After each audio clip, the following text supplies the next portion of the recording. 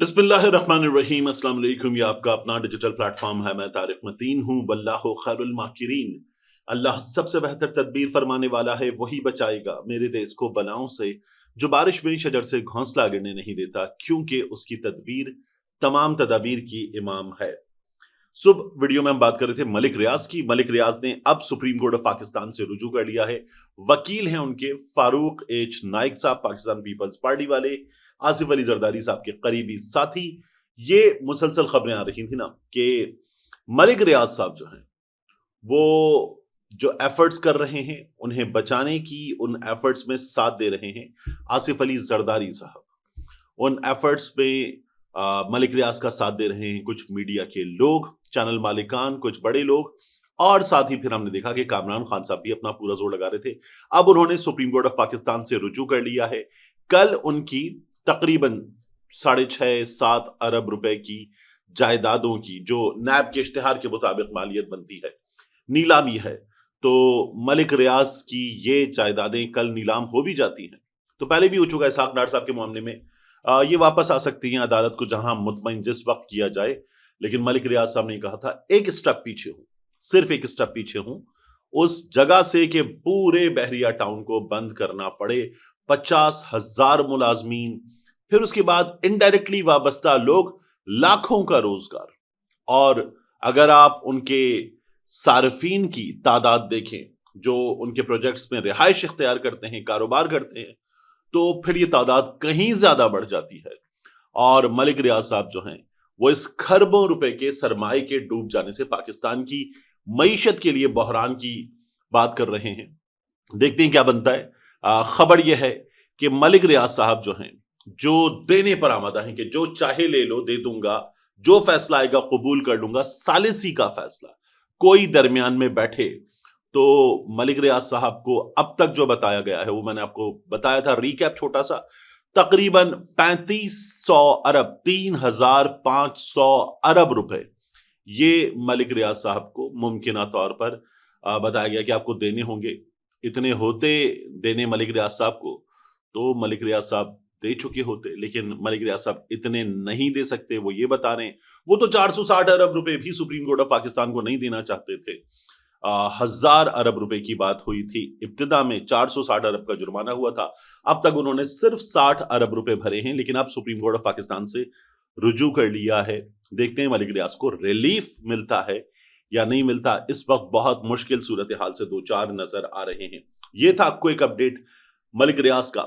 इसके बाद इस वीडियो के मौजूआत की बात, अल्लामा नासिर मदनी साहब ने जो किया है मैं उस पर थोड़ी देर में आता हूं। लेकिन ख्वाजा आसिफ साहब, उन्होंने ये बताया है कि हमारे मुल्क की ब्यूरोक्रेसी के एक बड़े हिस्से ने पुर्तगाल में जायदादें खरीद ली हैं। अब ख्वाजा आसिफ साहब क्या बता रहे हैं और किस बेबसी का इजहार कर रहे हैं, जरा देखिए कि ख्वाजा साहब ने लिखा क्या है। ख्वाजा साहब ट्विटर पे आए और ट्विटर पे आगे लिखा, वतन अजीज की आधी से ज्यादा ब्यूरोक्रेसी पुर्तगाल में प्रॉपर्टी ले चुकी है और शहरियत लेने की तैयारी कर रही है, और ये नामी गिरामी ब्यूरोक्रेट्स हैं, मगरमच्छ अरबों रुपए खा के आराम से रिटायरमेंट की जिंदगी गुजार रहे हैं। बुजदार का एक करीब तरीन ब्यूरोक्रेट 4 अरब बेटियों की शादी पर सिर्फ सलामी वसूल कर चुका है और आराम से रिटायरमेंट की जिंदगी गुजार रहा है। सियासतदान तो इनका बचा कुचा खाते और चवले मारते हैं। ना प्लॉट, ना गैर मुल्की शहरियत, ना इलेक्शन लड़ना होता है क्योंकि इलेक्शन लड़ना होता है, ना प्लॉट ना गैर मुल्की शहरियत क्योंकि इलेक्शन लड़ना होता है। पाक सरजमीन को ये ब्यूरोक्रेसी अब ख्वाजा साहब लिखा पलीद करवा रही, यानी पलीद करवा रही है। ये ख्वाजा साहब ने अपने ट्वीट में बातें लिखी हैं। बात यह कि ख्वाजा साहब जो आपने लिखा है ना, सियासतदान तो चवले मारते हैं, आपने अभी भी चवले मारी है।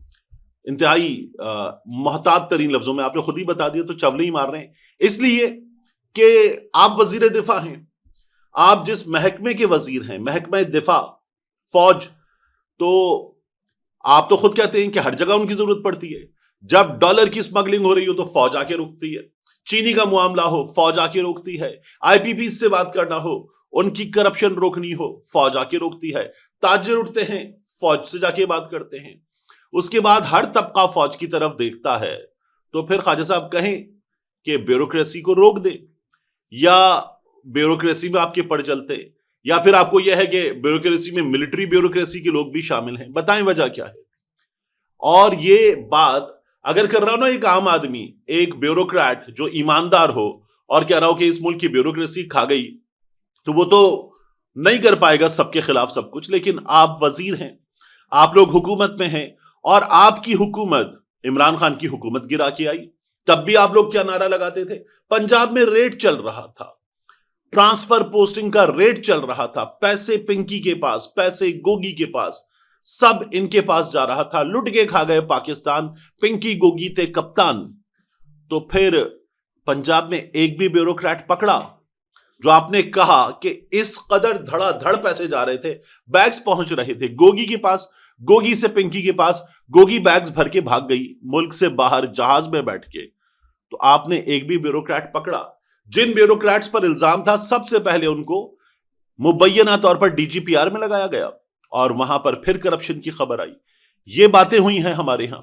اور اس کے بعد آپ بات کرتے کہ اس ملک کی بیوروکریسی کھا گئی ہے، اس ملک کی بیوروکریسی کھا گئی ہے. رسیدیں آپ لوگ نہیں دے سکے لندن کی جائیدادوں کی. اس ملک کی بیوروکریسی کھا گئی ہے. اور عطاء اللہ قاسمی صاحب لکھتے ہیں کہ آپ لوگ کس حال میں تھے، اب کس حال میں پہنچ چکے. تو خواجہ صاحب آپ پر، باقی لوگوں پر الزامات ہیں. بیوروکریسی اس ملک کی باہر شہریت لے رہی ہے. یہاں ہم نے دیکھا آپ کے اپنے پاس اقامہ نکلا، آپ کے میاں صاحب کے پاس اقامہ نکلا، آپ کی لیڈرشپ کے باقی لوگوں کے پاس اقامہ نکلا، سندھ میں مراد علی شاہ سرکار کے پاس اقامے نکلے دھڑا دھڑ. تو وہ شہریت لے رہے ہیں، آپ لوگ اقامے لے لیتے ہیں. یہ کام ہم نے آپ سب کے دیکھے ہیں. تو خواجہ صاحب آپ جو باتیں کر رہے ہیں، پلید کر دیا ہے. آپ لوگوں نے کیا کیا ہے؟ آپ لوگ جیون دھارا پڑھیں، جیون خان ایکس بیوروکریٹ، ان کی کتاب جیون دھارا میں انہوں نے سب سے بڑا الزام نواز شریف، شہباز شریف پہ لگایا. انہوں نے کہا ان کے دور میں جس طرح سے پیسے لے کے یہ کام کیے گئے، بھرتیاں کی گئی، مثال نہیں ملتی. تو یہ جو کرپٹ بیوروکریسی میں لوگ ہیں اس وقت، اس کرپٹ عمارت کی آدھی سے زیادہ اینٹیں آپ لوگوں نے لگائی ہیں. اس لیے آج جو آپ باتیں کر رہے ہیں خواجہ صاحب، ان باتوں کو لوگ کیا دیکھیے ٹویٹر پہ جا کے آپ کے اسٹریٹ پہ لوگ آپ کا مذاق اڑا رہے ہیں کہ آپ وزیر دفاع ہیں، فوج آپ کے نیچے. پتہ نہیں میں یہ جملہ بھی ٹھیک بول رہا ہوں یا نہیں، لیکن آپ لوگوں نے جو کارنامے انجام دیے ہیں، ان کارناموں پر ایک ایک شخص آج آپ کو ٹویٹر پہ جواب دے رہا ہے. تو خواجہ صاحب بات ہی بنیادی طور پہ غلط کر رہے ہیں. آپ کی کیبنٹ میں اس وقت ایسے وزیر موجود ہیں جو پرتگال میں ہاؤسنگ پروجیکٹ بنا رہے ہیں. ان سے بھی پوچھے ذرا کہ کیسے ممکن ہوا ہے یہ سب کچھ. یعنی نون لیگ کے ٹویٹر ہینڈل پہ ہم نے دیکھا کہ تنویر سلطان کی، آزاد کشمیر کا سابق وزیر اعظم، 600 ملین روپے کی کرپشن کی بات کر رہے تھے آپ. اور اسی تنویر سلطان کو کل آپ لوگوں نے ساتھ کھڑا کیا ہوا تھا. کشمیر کے دن کے موقع پر امیر مقام ایک طرف ہے، عطا تارڑ ایک طرف ہے، آپ کی پوری ٹیم ہمیں اس کے ساتھ کھڑی ہوئی نظر آ رہی ہے. پھر آپ اس شخص کو کل کرپٹ کر رہے تھے. تو جو آپ لوگ کام کرتے، یہ کام آپ نے ترین کے معاملے میں کیا، یہ کام آپ نے تنویر سلطان کے معاملے میں کیا، یہ کام آپ نے علیم خان کے معاملے میں کیا. اور یہ تو مالی کرپشن کی باتیں ہیں. جس شخص کو آپ نے سپلائر کہا تھا، وہ شخص بھی آج آپ کی جماعت کی جانب سے الیکشن لڑ کر بیٹھا ہوا ہے، اور الیکشن جیت گیا، جتوا دیا گیا، وہ بیٹھا ہوا ہے. اس کو آپ ڈرگز کا اور سپلائر کہتے تھے. اس شخص کو بھی آپ لوگوں نے گلے لگا کے اس کے خلاف کینڈیڈیٹ نہ کھڑا کر کے اس کو اسمبلی میں پہنچا دیا ہے. تو یہ آپ لوگوں کے کارنامے. بیوروکریسی کی آپ بات کریں، ٹھیک ہے، اکھاڑ کے پھینکے جو کرپٹ ہے. حکومت میں آپ ہیں، ہمیں آپ بھاشن تھوڑی دیں گے. اور آخری چیز، D G I S P R صاحب، انہوں نے ایک عدد انٹرویو دیا دا اکانومسٹ کو، اور انٹرویو دیتے ہوئے D G I S P R صاحب نے کہا ہے کہ فیلڈ مارشل صاحب کے صدر بننے کی خبروں میں کوئی بنیاد نہیں ہے، یہ بے بنیاد خبریں ہیں، یہ صداقت سے عاری خبریں ہیں. اور D G I S P R صاحب نے پھر انڈیا پاکستان کے معاملات پر بھی بات کی.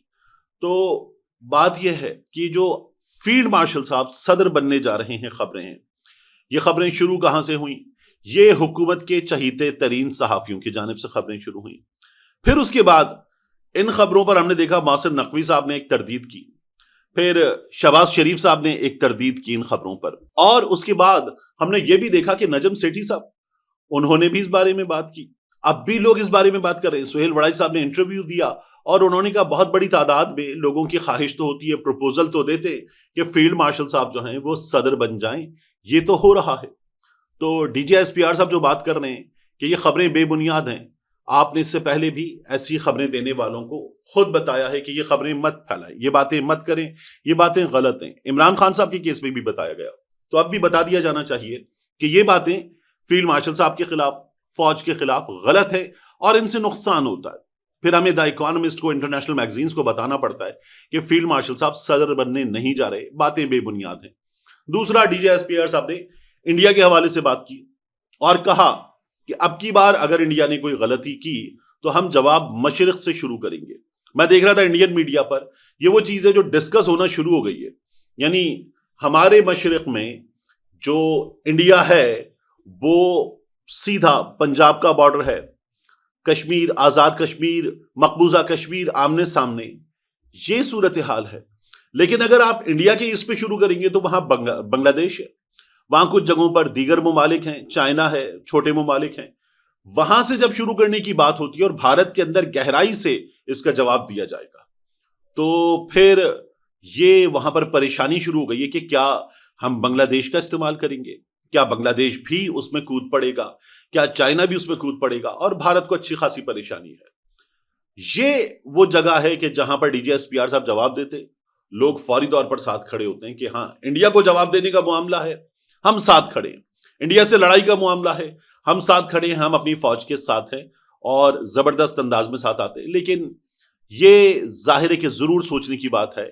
یہاں سیاسی معاملات میں، دیگر معاملات میں، حکومت کے ساتھ کھڑے ہونے کے معاملات میں اب لوگ اس ادارے کو تنقید کا نشانہ بنانا شروع کر چکے ہیں، جو نہیں ہونا چاہیے. اور نہ ہونے کے لیے ضروری ہے کہ وہ پالیسی اپنائی جائے جو پالیسی اپنائی گئی تھی عمران خان کے معاملے میں. عمران خان کے معاملے میں پالیسی کیا تھی؟ عمران خان صاحب جیسی کوئی بات کرتے تھے تو D G S P R صاحب بتاتے تھے کہ آپ نے جو بات کی ہے یہ بات غلط ہے، یہ بات غلط ہے، یہ ادارے کے بارے میں بات نہیں ہونی چاہیے، ادارہ غیر سیاسی ادارہ ہے، اس کے بارے میں یہ بات نہ کی جائے. اب یہ بات نہیں ہوتی. اب صحافی روزانہ بیٹھ کر بتاتے کہ جو اڈیالہ کے بعد ملاقاتیں نہیں ہو رہی، فوج نہیں کروا رہی، فوج روک رہی ہے، فوج یہ بھی روک رہی ہے، یہ بھی روک رہی ہے، ایسے بھی روکا جا رہا ہے. تو یہ وہ چیزیں ہیں کہ جن کو ظاہر ہے اب روکنے کی ضرورت ہے.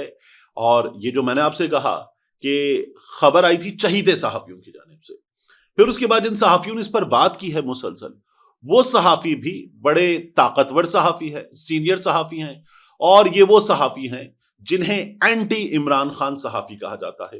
انہوں نے بار بار اس بارے میں بات کی ہے کہ فیلڈ مارشل صاحب صدر بن سکتے ہیں. اب آخری چیز، ناصر بندی صاحب. علامہ ناصر بندی صاحب کو ہم نے دیکھا ہے وہ ڈیجیٹل کانٹینٹ کریٹر ہیں، اور مذہب پہ جب وہ بات کرتے ہیں تو ظاہر ہے کہ اپنی ایک نالج کے ساتھ بات کرتے ہیں. میں مذہب کے معاملات پر تو بات نہیں کرنا چاہتا، لیکن ناصر بندی صاحب اپنی بات بڑے مزاحیہ انداز میں، بڑے فنی انداز میں سامنے رکھتے ہیں. ابھی کچھ دن پہلے انہوں نے مریم اور نصیب العال کی بات کی تھی اور کہا تھا کہ مریم نے نصیب العال سے، اور نام لے کے نہیں کہا تھا، کہنے لگے نام لے کے بات کرے تو پکڑ ہوتی ہے. وہ جو مریم نواز شریف صاحبہ نے کہا تھا کہ نصیب العال صاحبہ میں آپ کے گانے بچپن سے سن رہی ہوں، تو کہنے لگے نصیبو تیرے تو چھوٹی. یہ مذاق اڑاتے انہوں نے کہا. عمران خان صاحب کا بڑا مذاق اڑایا تھا ناصر بندی صاحب نے، اور ناصر بندی صاحب کو مریم نواز شریف صاحبہ نے ایک آدھ بار مخاطب بھی کیا. نون لیگ والے بڑا پسند کرتے تھے عمران خان کے حوالے سے، ان کے کلپ بڑے وائرل ہوتے تھے اور ناصر بندی صاحب ٹکا کے مذاق اڑاتے تھے. اب ناصر بندی صاحب نے یہ کیا ہے کہ 804 کے نام سے پرفیوم لانچ کر دیا ہے. اس میں لکھا ہوا ہے سویٹ فریگرنس ہے، 12 گھنٹے تک رہتی ہے، اور اس کو آپ اس نمبر پر، نمبر دیا ہوا ہے، اس نمبر پر واٹس ایپ کر کے آرڈر کر سکتے ہیں. ناصرمدنی.com ویب سائٹ ہے، میں نے تو پہلی بار دیکھی ویب سائٹ. ناصرمدنی.com پہ جا کے اس کو آرڈر کر سکتے ہیں. ویب سائٹ پر عبایا وغیرہ کی ایک بڑی کلیکشن ہے اور 804 نمبر کا پرفیوم موجود ہے. ناصر مدنی صاحب خود پرفیوم لے کر کھڑے ہوئے ہیں، پرفیوم کی بوتلیں ہیں، اور 10,000 روپے کا یہ پرفیوم ناصر مدنی صاحب جو ہیں وہ بیچ رہے ہیں. لکھا ہوا ہے ویب سائٹ پر کہ آپ آن لائن آرڈر کر سکتے ہیں، 12,000 روپے کا آتا ہے، اور اگر آپ ہم سے ابھی منگوائیں گے تو 10,000 روپے کا آئے گا، 2,000 روپے ڈسکاؤنٹ ہو جائے گا. یہ عمران خان صاحب کے نام کے ساتھ اور اس قیدی نمبر کے ساتھ ناصر مدنی صاحب نے لانچ کر دیا ہے پرفیوم. عمران خان اس ملک میں اتنا مقبول ہے کہ اس وقت اس پر تنقید کرنے والے بھی اس کے نام سے پروڈکٹ لانچ کر کے پیسے کمانا چاہتے ہیں.